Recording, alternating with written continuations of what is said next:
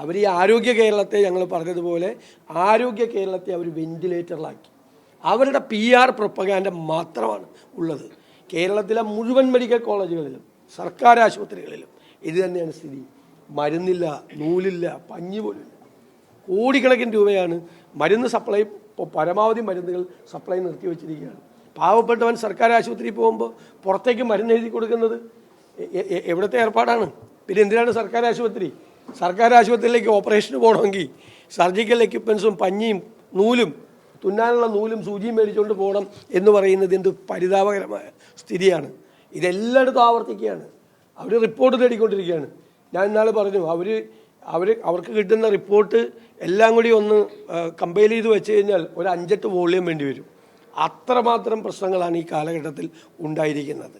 ഈ വാചകവടിയല്ലാതെ, PR propaganda അല്ലാതെ ആരോഗ്യരംഗം എല്ലാ പകർച്ചവ്യാധികളും കേരളത്തിലുണ്ട്. ഞങ്ങളിതെല്ലാം കഴിഞ്ഞ വർഷവും ഈ വർഷവും നിരന്തരമായി നിയമസഭയിൽ പറയുന്നതാണ്. കേരളത്തിലെ മരണനിരക്ക് വർദ്ധിച്ചിട്ടുണ്ട്. പകർച്ചവ്യാധികൾ, ലോകത്തുള്ള എല്ലാ പകർച്ചവ്യാധികളും കേരളത്തിലുണ്ട്. ഇതിനെക്കുറിച്ച് പഠിക്കാനോ ഇതിൻ്റെ ഡാറ്റ കളക്ട് ചെയ്യാനോ ഒന്നും അവർ തയ്യാറാവുന്നില്ല. അവർക്ക് ഓരോരുത്തർ പറയുന്നത്, PR ഏജൻസി പറയുന്നത് ഏറ്റു പറയുക എന്നതിൻ്റെ അപ്പുറം ഒരു ഗവേണൻസ് എന്ന് പറയുന്നതില്ല.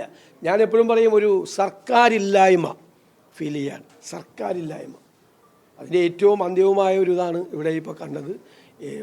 തിരുവനന്തപുരത്ത് മെഡിക്കൽ കോളേജിൽ കണ്ടതൊന്ന്, ഇവിടെ കണ്ടതൊന്ന്, കോഴിക്കോട് മെഡിക്കൽ കോളേജിൽ നിരന്തരമായി സംഭവിച്ചുകൊണ്ടിരിക്കുന്നത്. കേരളത്തിലെ എല്ലാ ആശുപത്രികളുടെയും സ്ഥിതി ഇതാണ്.